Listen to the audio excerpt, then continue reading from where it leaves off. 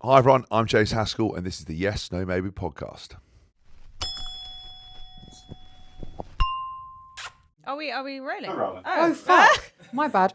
Do you think having a baby changes your relationship in a negative way? No, I think what happens is within relationships, it's a constant evolution. You have to work at it, and actually you're never taught this.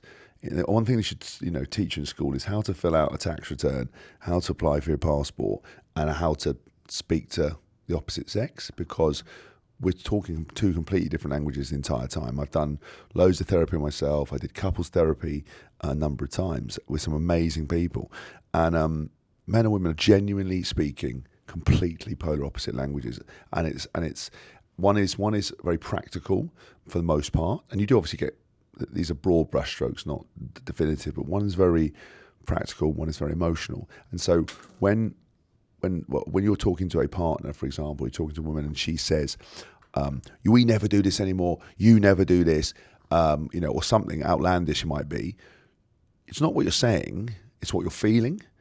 And it is, and you hear it. When I hear that, I have done in past relationships, as a practical man, I'm like, what are you talking about? We do this all the time. I start having a row. I start pulling out a PowerPoint presentation of all the times I've done what you've said. You don't love me anymore. I don't this. And one day you could come in and just not feel right or just feel insecure for no other reason and just seek reassurance. And guys are like, why are you giving me reassurance?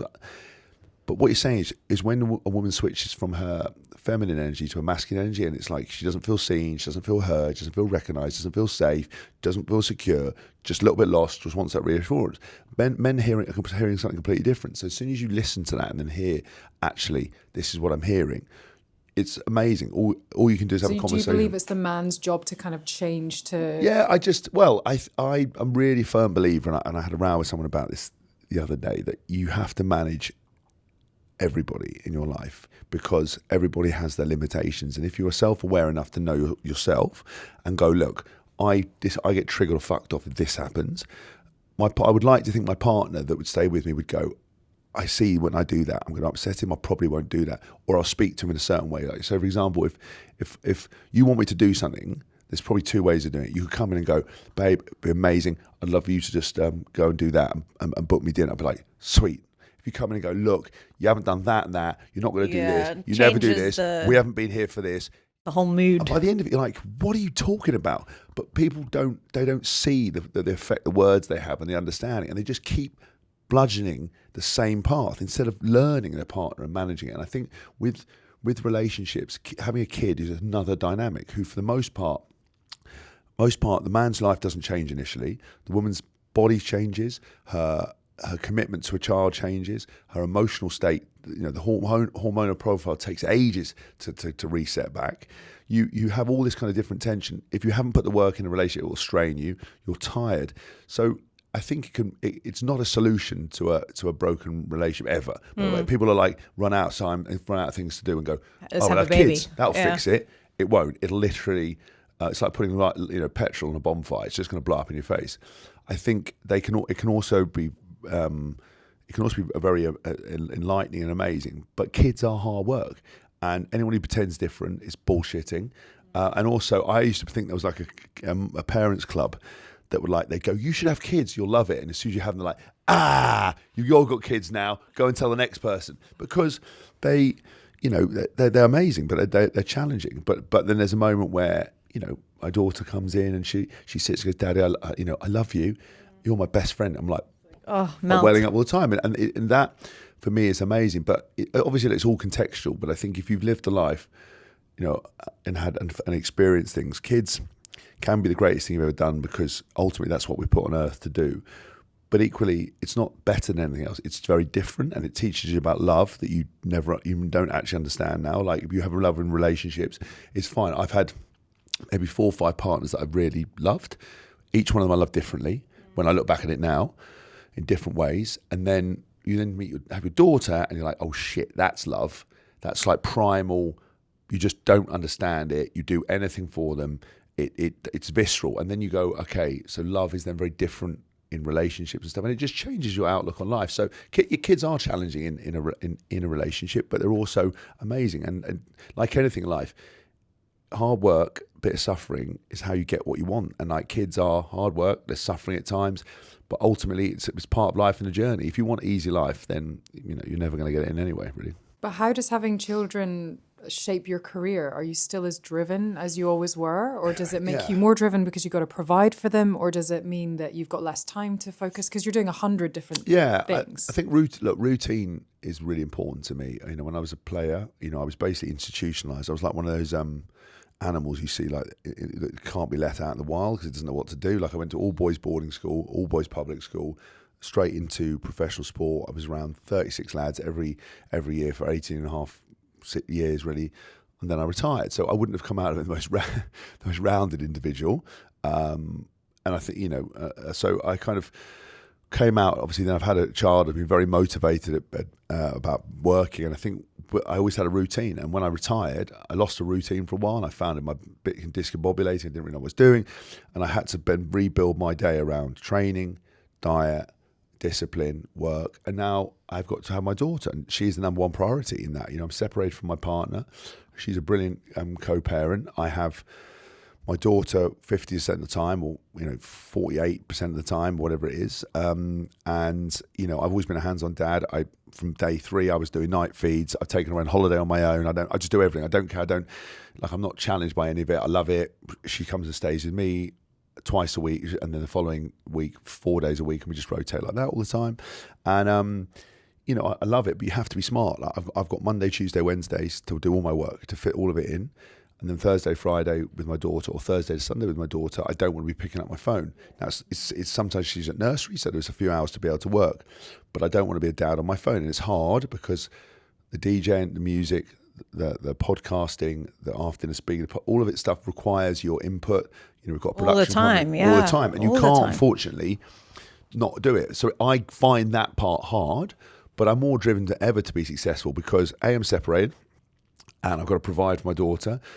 I like nice things. I've got to provide for myself, and my career choices are all centered around performing. And if I don't perform, I don't have businesses at the moment that make me enough money to not do what I'm doing. And so I love doing it. If I don't work, I don't have things to do, I go a bit funny, or funnier than I am normally. I really need shit to do. Like, obviously my father passed away 2 days ago. I routine and perform, and like doing stuff is great. Like he always encouraged me to do stuff. He'd hate it if I cancelled work because of him. He'd be like, no, don't worry about it. So I would just go and do that. And for me, that's really important. And I like to do it because it means I've got shit to do. If I have to sit at home, like I don't really switch off or relax. I relax, but like I relax really having a coffee, having a cigar, watching an audio book, actually like being with someone, a girl. I find it quite chilling most of the time. And then that's a way of kind of switching off. But normally my mind does not ever stop. I remember everything, which is really annoying, even if I'm out on the piss.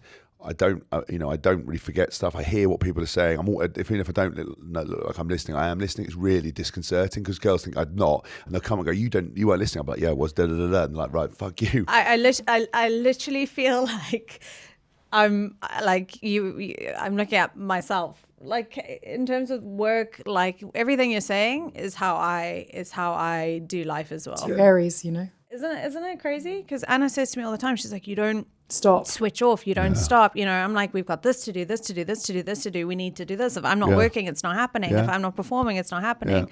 If but it also it fuels me though. Yeah. I enjoy it. But I also find it hard to relax. Maybe I tell you what. So there's something interesting about.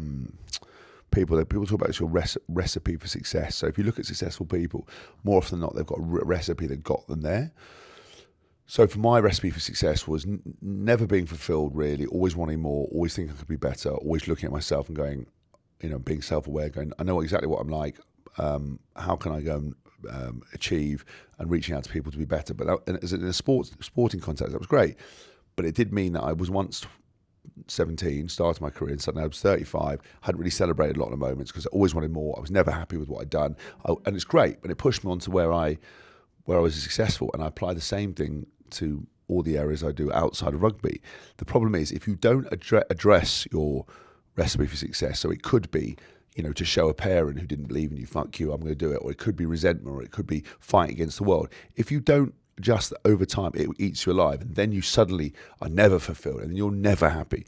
And I looked at that when I retired with my therapist, and she went, "Did you enjoy your career?" I was like, "Yeah, but I also just never."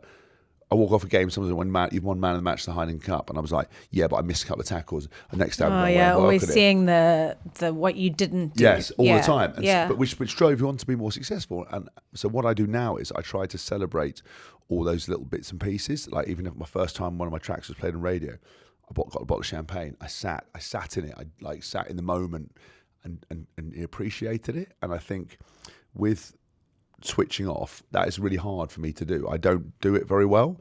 I read a lot. I say audio books I listen to. I'm always reading one book and a different audio book, and I've got 3 different audio books depending on what mood I'm in. I always get in the car, I'm like, how do I feel today? I'm like, I actually want something light, like funny, so I put that on. Today I'm like, I absolutely want to tear up. And then I start listening to all the music and all the tracks that people send me to play demos, and I feel great. But it's really mood dependent. I'm always kind of in tune with myself. I always check in with myself and go, how are you today?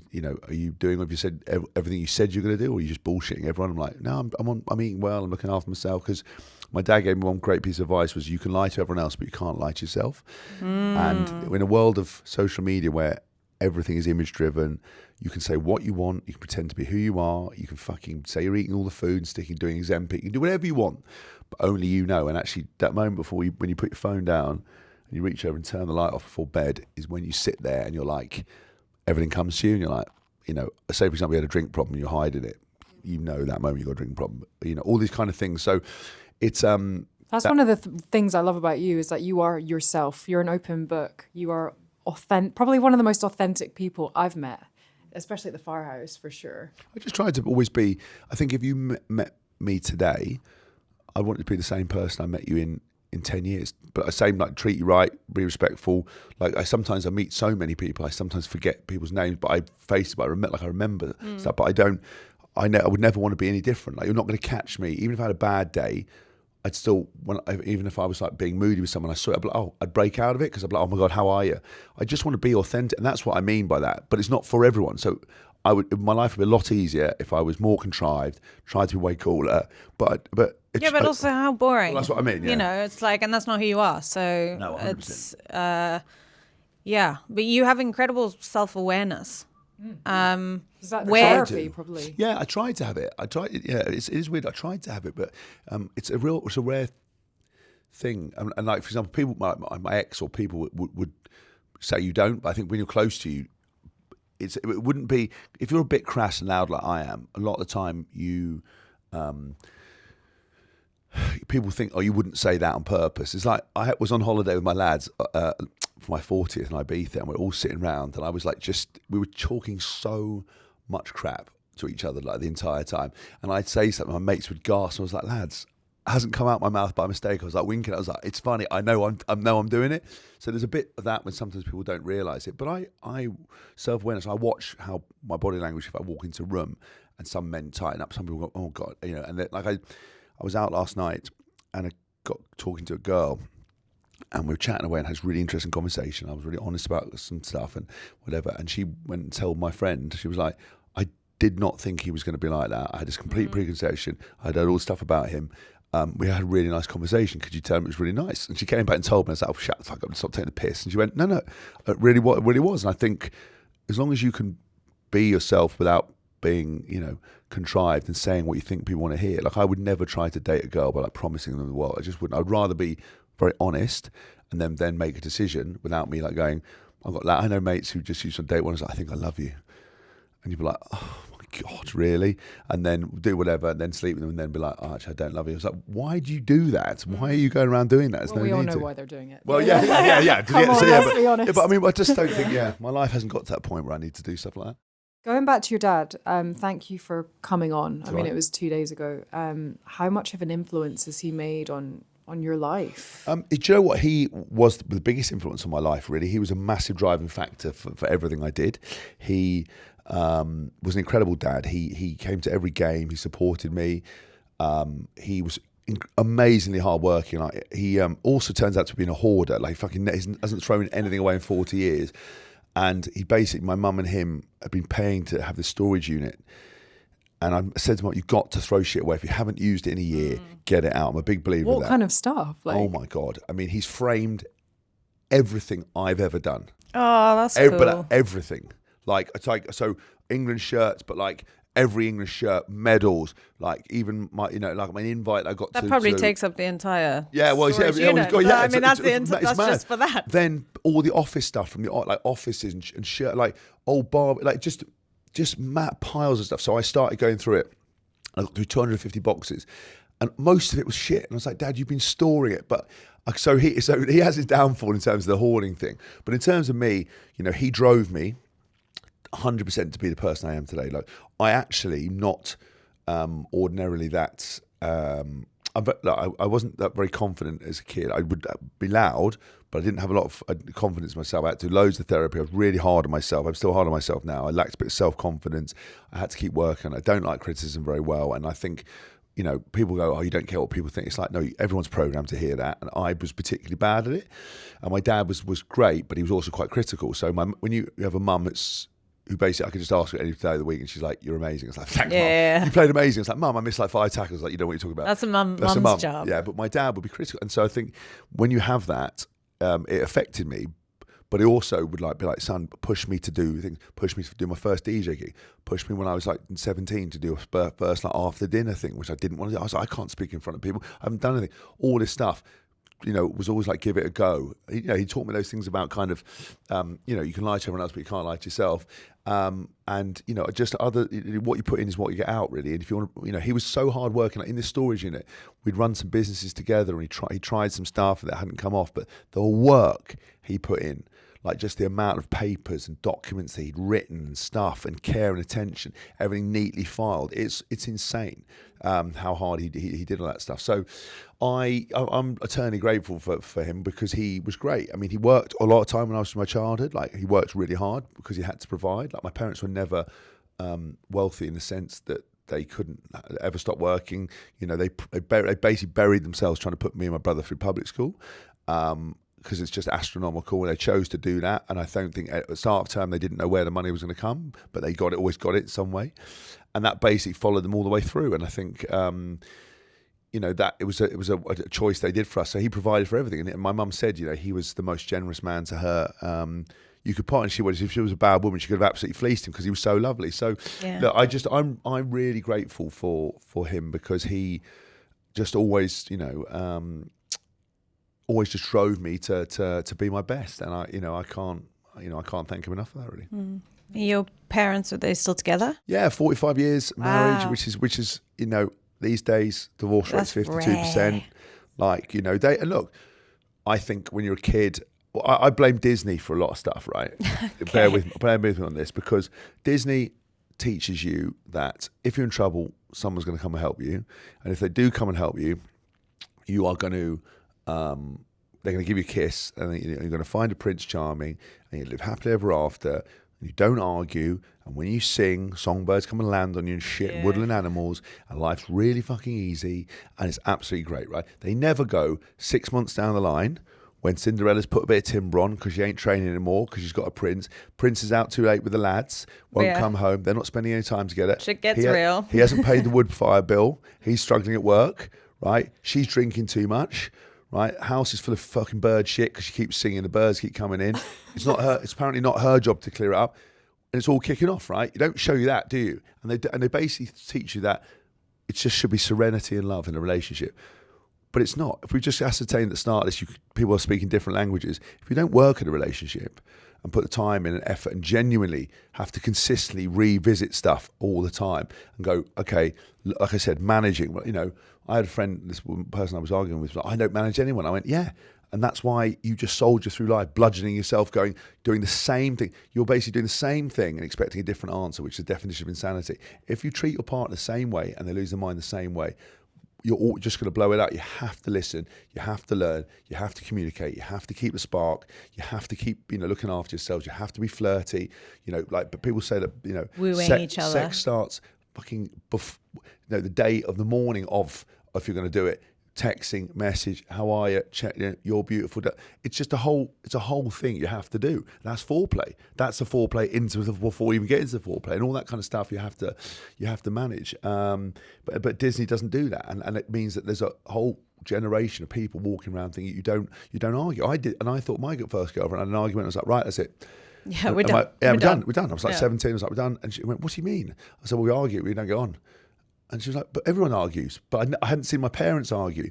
But then they'd obviously were, but I wasn't noticing. And then as they got older, you didn't see that there's a difficult relationship, and you see that. But they were ultimately a really good team, and they were, a lot of time it's them against the world. They're trying to put money on the table, which forges you a bond. Because I think a lot of people, if you notice, who win the lottery, they've had a couple who've been together for 20 years.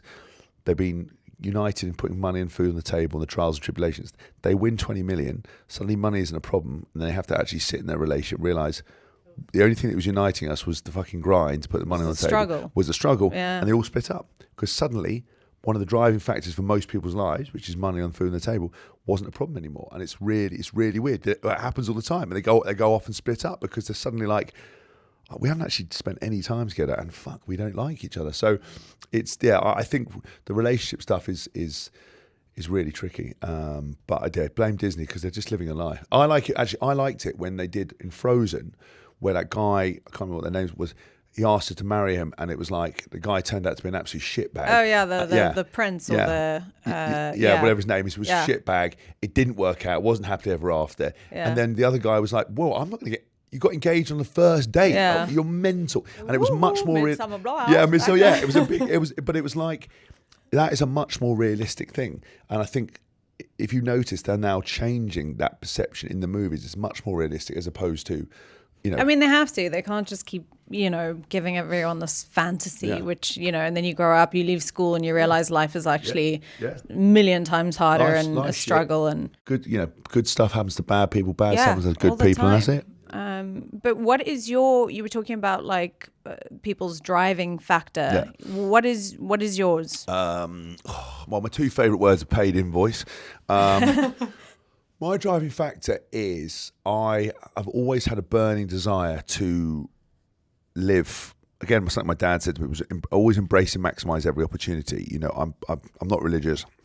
I don't believe, as far as I can see, that this is anything other than what we've got. It's not a dress rehearsal. I think that there are four things you can control in life: how you treat your body, how you treat your mind, how you treat other people, and how hard you work. Those are the only definites you have in your life. Nothing else. Whether you like me, got no control over. Whether you like me, got no control over. When I get ill, got no control over it. Getting a promotion, I've got no control over it. All I can do is manage my shit. So if we're in a relationship, you leave me, what option do I have? I can't apply. Like, what you got to understand about, again, it's all centered around relationships and people, is you can't change anyone. You have no power to do it. You're not qualified to do it. You're unable to do it, and you never will do it.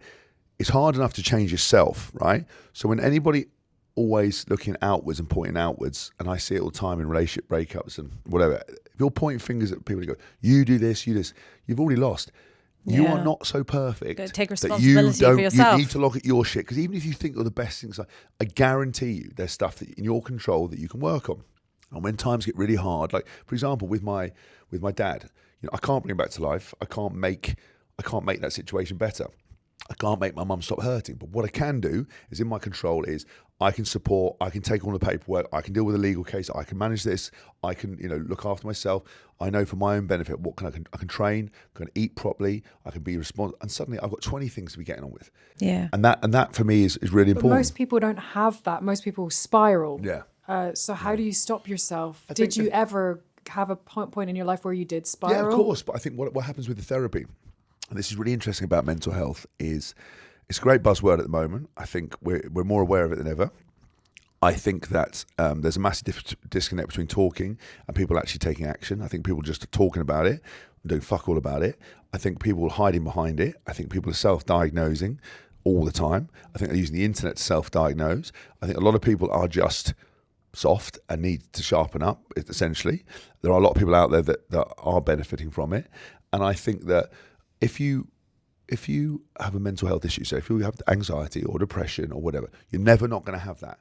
It's not going to go away. But what you do is you get a treatment modality, whatever it could be, and you will learn tools. So when you have an episode of anxiety, maybe it could last you 2 or 3 days, or depression could be 2 weeks.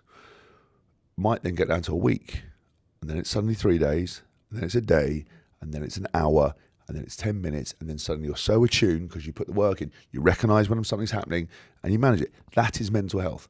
So I have spent so much time, whereas if I got criticised or I was feeling bad about something, it would last me for days. If people said shit about me on the internet, if coaches said stuff, or people wrote about me in the papers, because I've had to live my life criticised by a lot of people. I mean, again, it's not as bad as others, but it's bad. It can be bad. So, and if you didn't have a lot of confidence in yourself, that was tricky. So I had to learn. So now, what would have taken me a day or 2 hours or 3 hours to get over, now about 10 minutes, I know how to shrug it off. I use music as a tool to change my mindset, because they say where energy goes, where focus goes, energy flows. And actually, if you and I having a round, I can make you laugh in the first 30 seconds. Yeah, it changes the mood. If we can be, if you can, and my mind literally works like that. Like you asked about my dad, is that I can be focused solely on this podcast. It doesn't think about anything else. And then, because my mood has changed, and then you go back, and I know then how to get my back into something else, where I might have to just listen to some music, do something, make some notes about it. And I think a lot of the style of stuff to get back on track is when you are sometimes sitting down with a piece of paper and going, I'll give you an example. So I want to get fitter, and say you've never trained, right?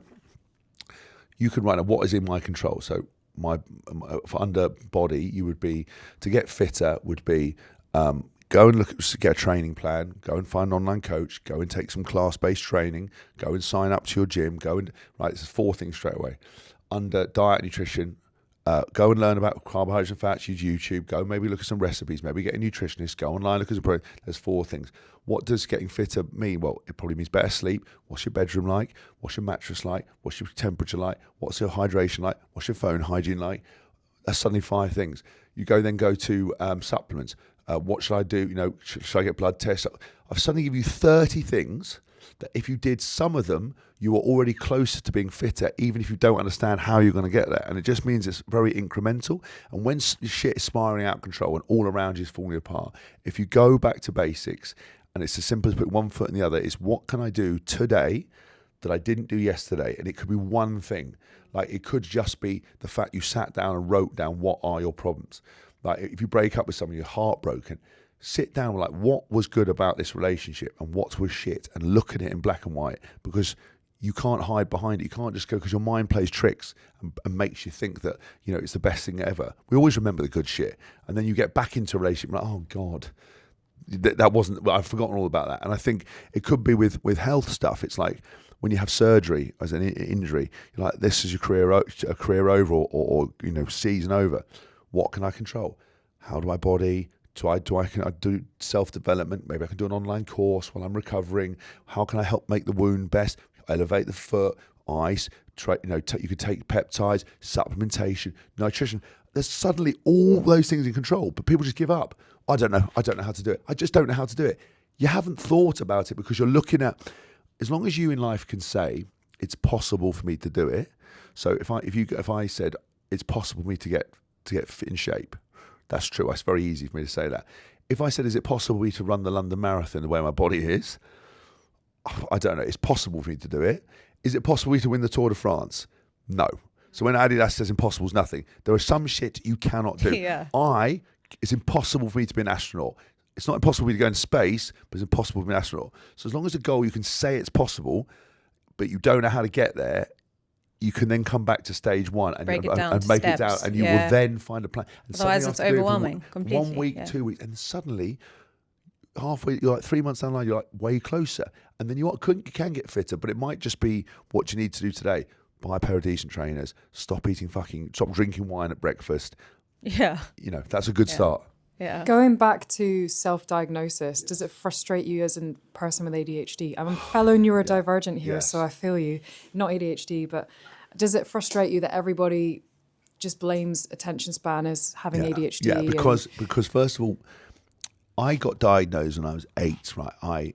You had to come off Ritalin for rugby, which so is how I want to ask you about that as well. Cool. So I was I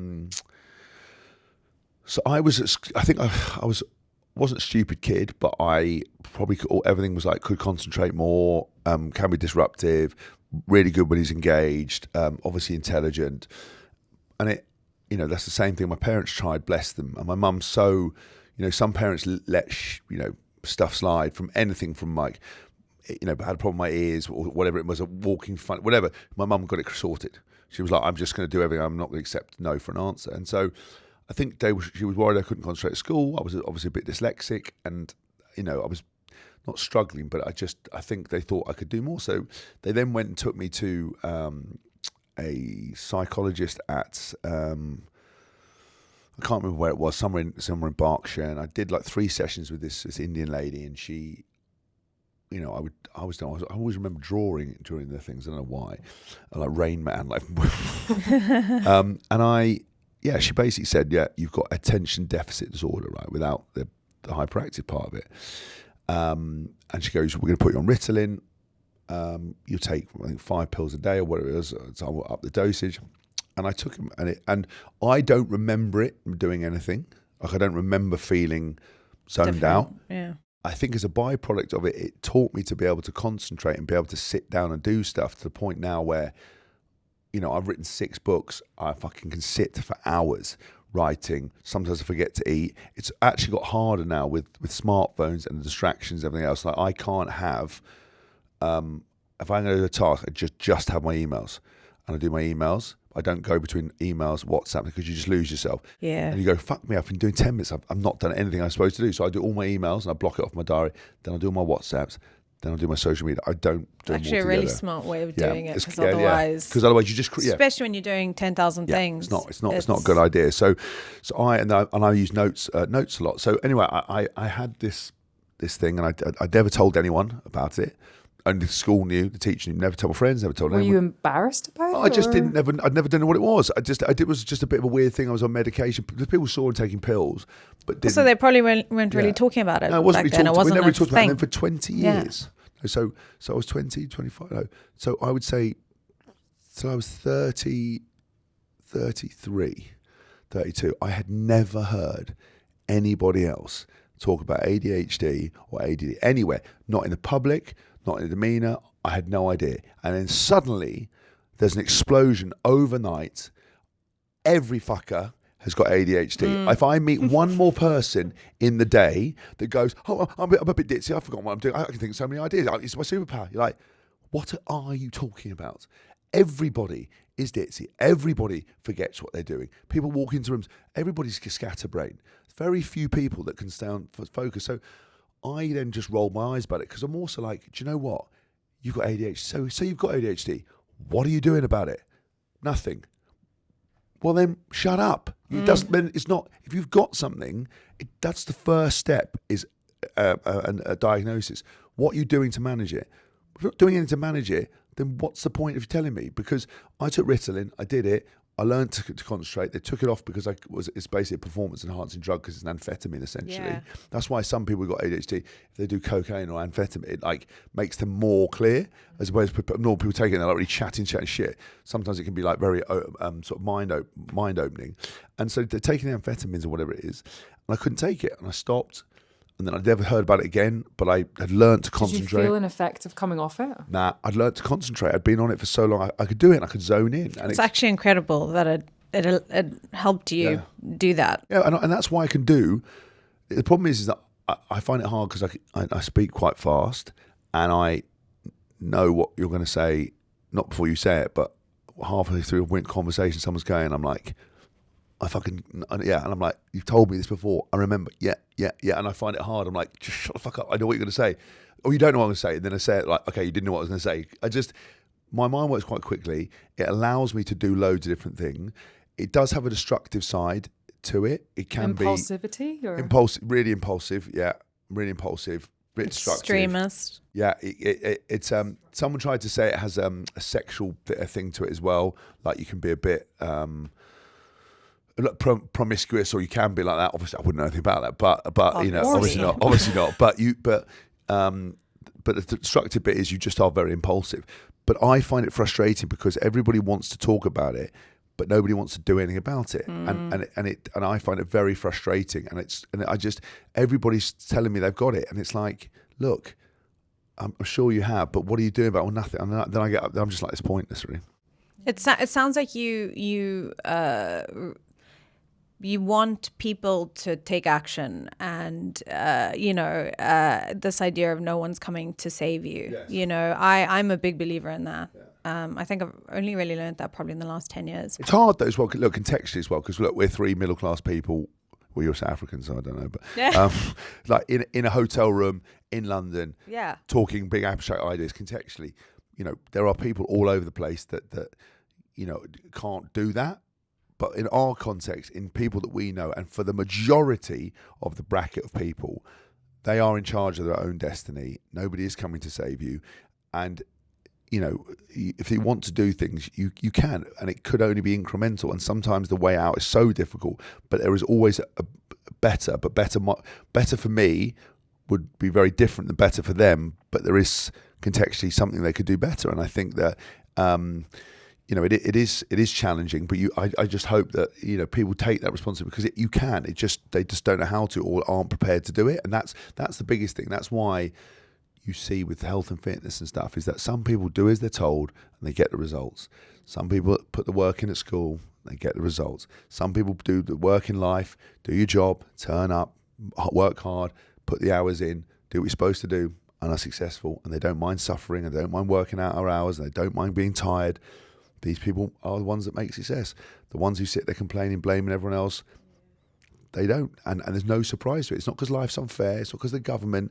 It's because you are not prepared to do what it takes to be successful, and you're not prepared to be uncomfortable. And there's a generation of kids now who are not prepared to be uncomfortable, because they've been taught the little rainbow unicorns that are very special, and they deserve everything, and they can have millions because they've seen people doing on YouTube videos making millions, and they think it's easy, but it's not. And anyone you've ever seen, any of those books that you read about self-help and stuff, it's always the same thing. Have a goal, work hard, pick yourself up after failure, go and find other people who are doing a job better than you, talk about the success every day, revisit it every day. So they talk about manifesting every day. If you want to be successful, you have to live successful. You can't put in a journal at the start of a month, success, and then don't revisit it ever again, because that's not success. Success is being better every day, boringly so. You have to keep going, and if somebody's doing it better than you, go and ask them for help, go and find help, and it goes shit, pick yourself up, and keep researching, and it's like that. And all one of these books, from Branson to, Donald Trump wasn't successful, he got a load of money, but all these other guys, they're all the same stuff. Use negativity, don't worry about positivity. Go, I'm going to show you, I'm going to show them, I want what they want. That drives you on way more than going, I'm super happy, I'm really positive, I'm going to ask the universe for a canoe. It's like, no, you're not, because what are you doing to get the canoe? Oh, nothing, I've just drawn it in my journal. Yeah. Fuck off. Go and do something and to help get it. But it doesn't work unless you take action.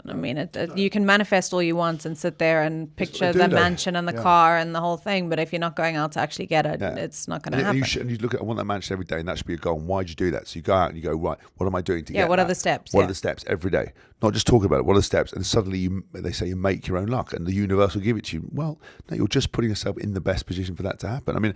I did say that a lot of this, though, is we're still getting wrong, because the biggest killer of men under 40 suicide, male suicide.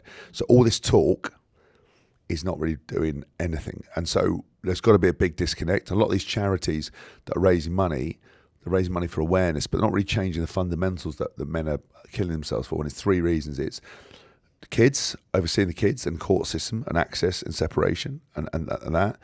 Be able to put food and money on the table, debt, and partner.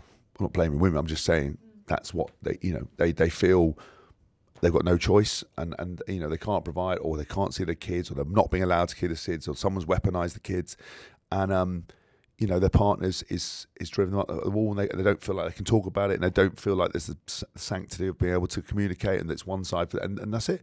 So nothing. The court system's would be one of the simplest ones to change, because at some point we have to check the statistics, but at some point courts were ruling 95% in favour of the mother.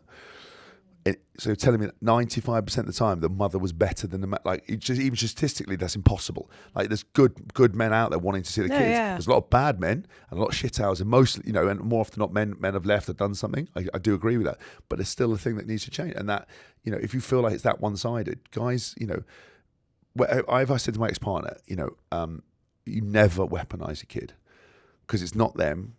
When you get separated, the only thing is it's all about the child. And if you withhold a child from their parents, parents, whether you're together, I don't believe you need to be together in a family home, but you need a male role model and you need a female role model and you need them there and your kids need, and you hold them back. You think you're being smart because you might be bitter and twisted and upset and whatever. You're just fucking your kid up.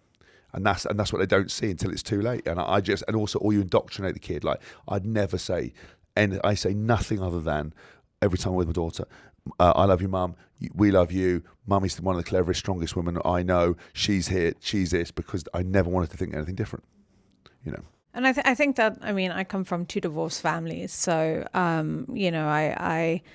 turned out right. Yeah, I hope so. I have my things. We all do, but I guess I'm interested to know, like, in terms of coming from a family, parents that were still together all your life, and then now having to raise your daughter as a single dad.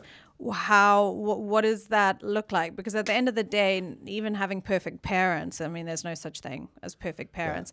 They're still gonna fuck you up. Parents are always going to make mistakes. Can I read you something, actually? Yeah. Let me just find this thing quickly. So it goes, they fuck you up, your mum and dad. They may not mean to, but they do. They fill you with the faults they had and add some extra just for you. But they were fucked up in their turn by fools in old-style hats and coats who half the time were soppy stern and half at one another's throats. Man hands on misery on man. It deepens like a coastal shelf. Get out as early as you can and don't have any kids yourself. Oh, wow. But it is true. And if you think about life, you could be the perfect parent and you're going to fuck them up. Yeah, but also what you got to remember is that we are seeing the world completely differently. Each one of us sees everything. We don't know how everyone sees, but through optics. How can somebody from the same view stand next to each other and see the different thing? How can emotionally we're interpreting so differently? That's why social media is such a shitter, because you're asking people with no context to come together, and all it's created is toxicity, because they can't understand how you can't understand the way that they feel about stuff, and you can't understand how they can't understand it, but you've got no idea of where they've come from, their economic background, what they think, what their worldview is, what their experiences are, what their back catalogue of anything is, yet you're meant to come together. And it's the same thing with parenting. You can have a bad day, and you can just have said something to a kid offhand, you didn't mean it, and that can start something in them that fucks them for life. Yeah. But you can't live your life thinking about every interaction you do that. But it's the same thing with people. I have it even in a slightly different way. As a Z-list celebrity, I meet people a lot for the first time and the only time, and I am essentially a walking business card for myself. If I am rude or difficult or having something bad, I will. That's the only interaction they will ever have with me, and they'll walk around and think I'm a dick. And it's hard. Fuck me, it's hard to do that. And also because people don't know how to often speak to you, or particularly with men, I create this level of bravado in men for some reason. I've literally watched it's like a palpable effect on men with like alpha male men, where like I've been in a restaurant, there's like a group of lads, and one of them's like, all right, mate, you going fucking bald, are you? And his wife is just telling him, Derek, like, what are you talking about? And he's like, oh my God, I'm so sorry. It's like he couldn't, it's like dogs. Himself. It's like dogs. 2 dogs walk into a room, they look at each other, are we going to be friends or we're going to fight? Everything like that. But on him, on a subconscious level, it was like something about me just rattled him. Brought out his insecurities. But baby, that's what it is. But my mate Alex Payne, who does my podcast with, he goes, I didn't believe it until I've seen it, and it's just, it happens. Some people it's great, but I don't do very well with like that. People are like threatening me or doing stuff. So I then always have to try to be nice and always think about nice, and I do it especially with kids, because I think. There's a couple of people that I met, heroes I met, that weren't very nice to me, and I was like, I would hate for that kid to go through the rest of its life thinking, adults sometimes, like, if I'm rude, that bloke doesn't like me, who gives a shit.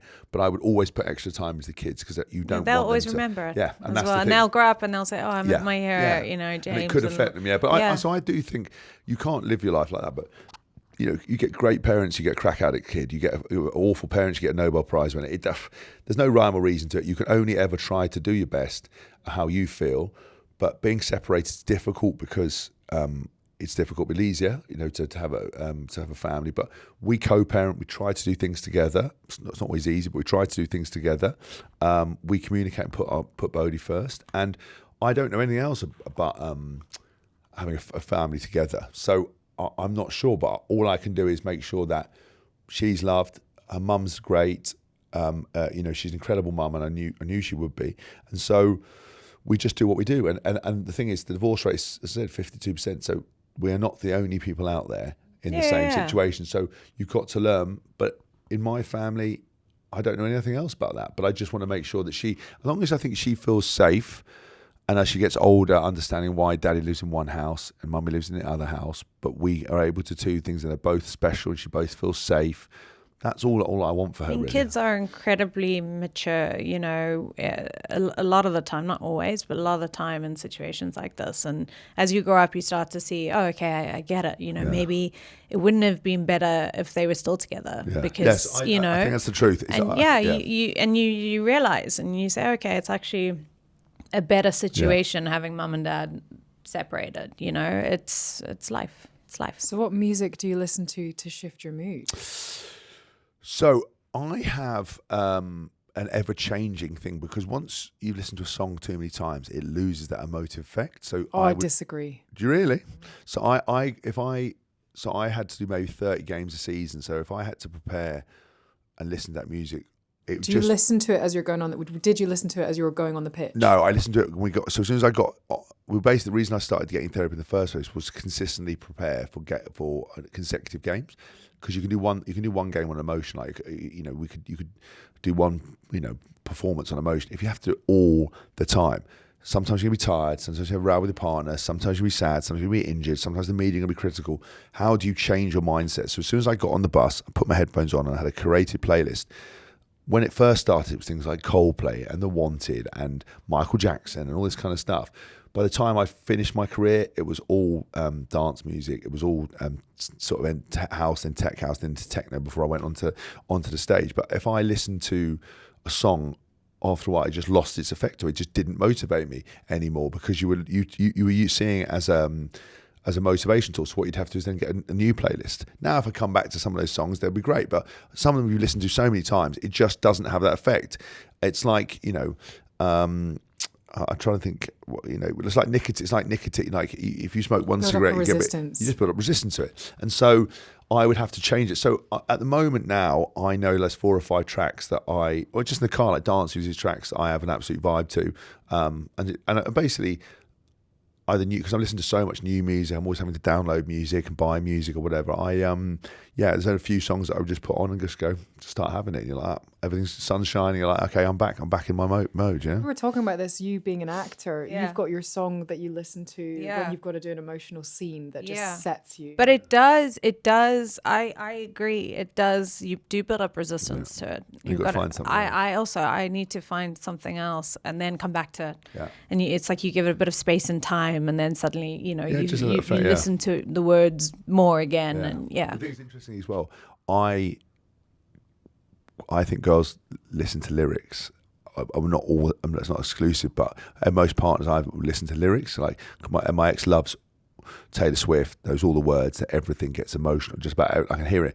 I don't really listen to words and songs. I listen to melody, groove. I'm melody and groove as well, but maybe that's just because we're musicians. No, I make up my own words to every song. Oh, really? Really? I actually don't know most words. My ex can do everything. She all of can rap. Hamilton, but that's about it. Like the rest, I make up my own words. But I just don't. I listen to tracks and someone go, "Oh, do you know what it says in there?" I'm like, no. I can't even hear what they're saying. I'm just literally about. So when I make music, everything about like all my drum grooves. Every one of my drums got a swing on them. All the drum grooves. So if you just hear the first 16 bars, your shoulders should be going straight away. And then obviously when the bass line comes in, bass line's got movements. It's got its own sort of pattern. Then I come in and we're using a synth, a riff, a piano. That's got its own rhythm. So any part of the song, part of your ear has been caught with something. It's got real groove to it.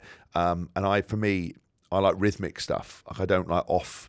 I don't mind obviously the skip of off drums, but stuff in like shit that doesn't. If you want, in my mind, it's like if I think it's going to happen, it needs to happen. Yeah. Otherwise, I'm like, fuck. And so you can build anticipation, but yeah, that's the kind of music I make, and it's going to be really chunky. And so, you know, we were listening to your songs on Dancing on the Bed earlier. Yeah. It was so good. How do you find being a DJ now, like compared to being a rugby player? Do you know what? It was the perfect replacement for playing, because I got the same pressure, same touring. Same pressure? Yeah, How? because you're going to perform in front of people who their whole night rests on whether you're going to go well. And except you're on your own now and you're not in a team. Exactly. But also that ticks the box about my attention-seeking thing. I'm like, look okay, at me. fine. I'm now You're like, solo it's all me now. Yeah, look at me, baby. Yeah. You know, just I'm the centre. yeah, exactly. I'm like, yes. I didn't want anyone else on the field with me anyway. I wanted it all about me. So I go and do that. There's a jeopardy of kind of having to prepare, turning up. You know, have I got the right music? What am I going to do? What am I going to play? I had a mindset. I've turned up, looked at the crowd, like, fuck, they're not going to like this. What do I do? How do I pivot out of it? So you don't plan a set, you read the crowd. Because at the stage I'm at in my career is that under Haskell, which is where my music is, and my underground thing that I do, when I get booked for that, you're being booked to play that type of music. As James Haskell, I get booked to play stuff, and I turn up, and you're like, you have an idea, and you're like, Jesus, this isn't going to work. Classic house disco. Let's get the girls dancing. The girls dancing. The guys will come. They want vocals. They don't want it. They want stuff they can dance to. You know, and so that's what I do. I mean, I don't take requests. I get some every now and then, and it's normally, you know, someone go, can you put something we can dance to? You're like, everyone's dancing, babe. You know, I just go and they go, can you put Beyonce? I haven't got it. So I haven't got it. Or I just go, I can't hear you. It's the most fun I have, really, and it ticks all the boxes without me getting my head kicked in afterwards. And so I just want to do more of it, really. And again, I have not a problem with late nights and travel, and I don't mind that. I'm professionalism around it. More often than not, I don't drink. I might pick one event that I think is going to be mega, invite some mates to, and do my set, and then have a tear up. But most of the time, I'm in and out. You know, if I can come home for my daughter, I always will.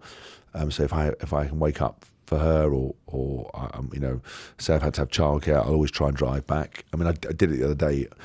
After having done 6 hours to Wales, a set, and then 5 hours home, the next day I had until 5, and I drove to Exmouth, DJ, and I drove back in the evening. That last hour in the car I literally had to stop and like pour like Red Bull in my eyes and like stay awake. Yeah, it was not great. And so there's like smarter things to do, but I just wanted to make sure that I came back. So when she woke up in the morning, she comes in, opens the door, takes, and she's potty trained, but for a night, so she comes in, takes the nappy off, puts it in the bin, gets into bed, and then she'll cuddle up to me, but what she'll do is, Daddy, I want to go downstairs and watch Coco Man. I'm like, well, Bodhi, Daddy's asleep. Daddy, are you awake? Daddy, like, just open your eyes. I want milk. She goes, milk. I want milk. I was like, okay, we're getting up. And she doesn't care, like 6:30 in the morning, going downstairs. You just got to get up and you got to do it. Sometimes she'll snuggle in and then go to sleep and stay for a bit longer. So. How is the confidence, how is your confidence different to when you were playing sport on a team surrounded by other people, and now that you're doing this by yourself? I think it all depends on venue now for me. It would all be crowd size venue. I would shit myself and then get used to it. And now just DJing I love. You know, surely smaller crowd is more intense. It is more intense, but I actually quite like, if it's a small crowd that want to dance, I absolutely love that. But again, as a DJ, I'm always looking at people, and I get great feedback on it because I'm playing music to the crowd. I don't just come on and play my stuff, because I very rarely get to play my own music in my sets because it's not right for the people that are booking me. Yeah. And so, you know, I'm really conscious of that and watching people's body language and what they want, and see if I can capture them, the kind of stuff they need. I think if I was to play at Universe, that new super club, I would absolutely shake. I'd be shaking like a shitting dog. I think if I want to play the toilets of High, I want to play the toilets of Universe. You know, every bigger lineup I got, you know, I would be more nervous, and I think it's happened. Your hands shake, and you get, you know. And so you get nerves. How do you deal with nerves before I go back to what have I control? Have I prepared? Have I done my homework? Have I got good tracks? All my tracks marked up with cue points? Have I checked the equipment? You know, have I been smart? Am I sober? All this stuff. All the things that I can control, and then you just go out and play, and that's all you can do. Just do it. Let go. And also that little bit of excitement, shitting yourself. It's a bit like when you're single and you first kiss someone. That moment where you're standing there and like, will they, won't they? And like, it's interesting if like, if you kiss, like you can feel their heartbeat because people are nervous. It speeds up, and like that bit of butterflies and like that bit of anticipate, like that makes you alive, really. And that kind of moments, and that's kind of quite nice. That nerve's a bit like about a bit of a tense. Yeah, or you're taking a risk, and it's either going to pay off or it's not. But that's why we do it. Yeah, exactly. That's why we do it. And we've got just a few little yes, no, maybe questions. Yeah, cool. Okay. Do you think you've only scratched the surface of what you're capable of? Yes. Ooh, you've achieved like I know, more than any normal person. I know, but I want more. I think I can do more. Is there something you're working on privately that excites you more than people know? Yes. Can you tell us? You can elaborate if you want I'm about to launch my record label. Oh my God. Yeah, in October. Like electronic? Electronic dance music, yeah. So, and it's going to be all about kind of putting music first. It's not about being cool. People have not signed music because I wasn't right face, wasn't right cool. People don't get the opportunities. No one comes back. People are unprofessional. I want to run the best label where people get feedback. I'll sign people all about music. I don't care what your names are, what you're going to do. I want to put events on. I want to create something. I want to create a movement, and it's going to be wicked banging tech house. So that's my plan. Do you have a name? I do have a name. Can we hear it? Yeah, it's called Rogue Unit Records. I like Rogue that. Unit Records. Which I don't think you'll meet a more rogue unit than me. Yeah. You know what I mean?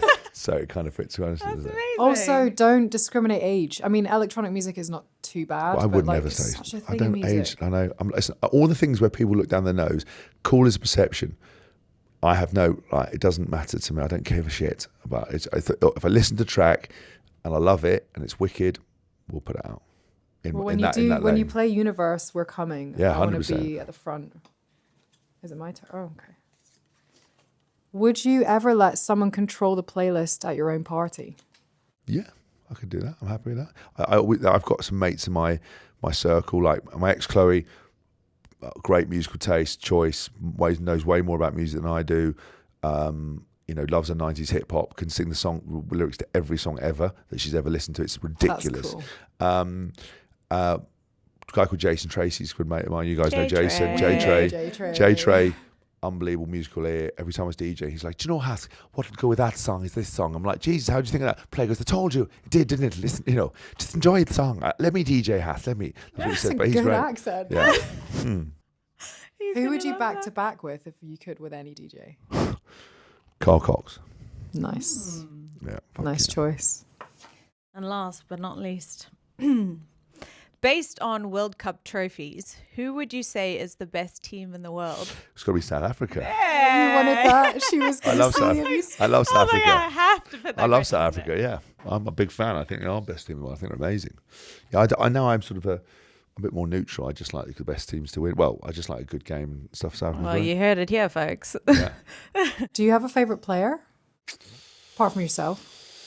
Do I have a favourite player that I get quite excited? I like Jack Noel. He's got to play for England. I like. I'm trying to think who I like to watch. Ches and Colby. I think he's pretty special to watch. Ardi Sevilla from New Zealand. He's absolutely pulling up trees. Any of those guys, whenever I would see them, I'd like to watch them play because they're pretty special. Well, thanks Jane, for coming on. Ladies. This has been so fun. Thank you. Could chat to you for days. Yeah. It's dangerous.